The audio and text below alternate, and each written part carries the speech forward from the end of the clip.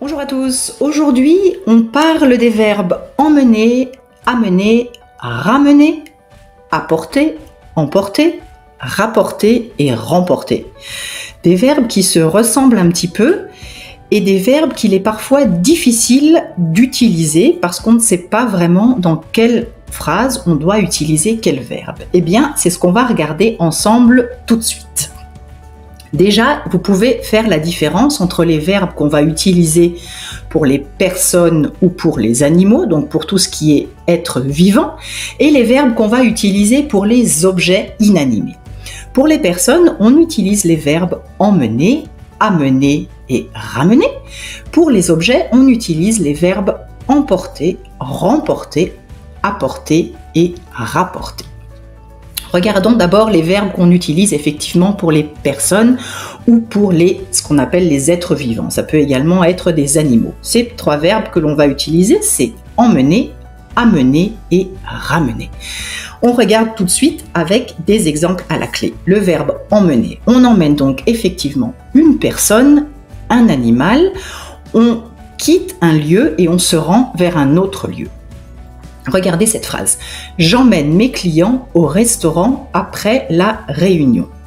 Dans cette phrase, on comprend, nous partons du bureau et nous allons au restaurant. Donc on a la notion de quitter un lieu. Idem pour la phrase, j'emmène les enfants au cinéma cet après-midi. Nous partons de la maison et nous allons au cinéma. Notez effectivement également que quand on utilise le verbe emmener, cela induit que l'on va rester avec les personnes que l'on emmène. Quand on emmène les clients au restaurant, on reste avec les clients au restaurant. Quand on emmène les enfants au cinéma, on va rester avec les enfants au cinéma. Le verbe amener, c'est en fait comme emmener en général, sauf que là, on a vraiment la destination qui a un petit peu le rôle principal dans la phrase. Et également, on induit ici que l'on ne reste pas avec les personnes qu'on amène. Regardez, j'amène les enfants à l'école. Donc la destination, l'école, elle est centrale dans cette phrase. On donne vraiment le lieu de la destination. Et en plus, quand on dit j'amène les enfants à l'école, on comprend, voilà, je les amène à l'école, mais moi je ne reste pas, je repars directement après. Ramener, eh bien en fait c'est amener quelqu'un de nouveau quelque part, avec la destination en tête. Par exemple, on peut partir ensemble et je te ramène au bureau après. Donc on part ensemble, on va à la réunion par exemple, et après je te ramène au bureau et moi je repars. Pour les objets, on utilise donc les verbes emporter, remporter, apporter et rapporter. Mais quand est-ce qu'on utilise emporter? Quand est-ce qu'on utilise apporter? C'est ce qu'on regarde directement ensemble. Emporter, ça veut dire que l'on prend quelque chose avec soi en quittant un lieu. Et vous voyez la définition en néerlandais qui s'affiche également sur le slide. Petit exemple, il est parti sans emporter ses clés.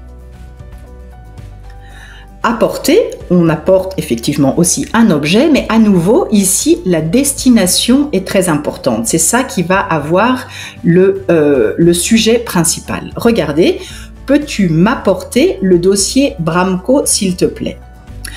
Rapporter, eh bien, c'est remettre quelque chose à l'endroit où il est habituellement. L'article que j'ai commandé ne correspond pas à mes attentes, je vous le rapporte dans le courant de la semaine.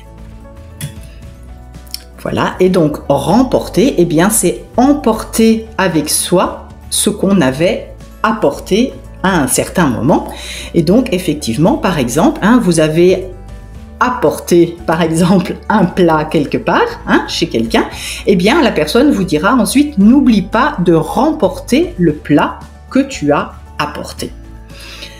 Grâce à la finalisation de ce projet dans les temps, il a remporté une nouvelle victoire. Et là, vous voyez qu'on a effectivement aussi utilisé le verbe remporter, mais il a une toute autre signification. Ça veut dire, en fait, il a gagné une nouvelle victoire. Donc, remporter une médaille, remporter un match, remporter une victoire, c'est un équivalent ou un synonyme du verbe gagner. Voilà, j'espère que ceci vous a apporté un petit peu de lumière sur tous ces verbes et qu'à partir de maintenant, vous hésiterez un petit peu moins quant à savoir lequel utiliser. Bonne chance!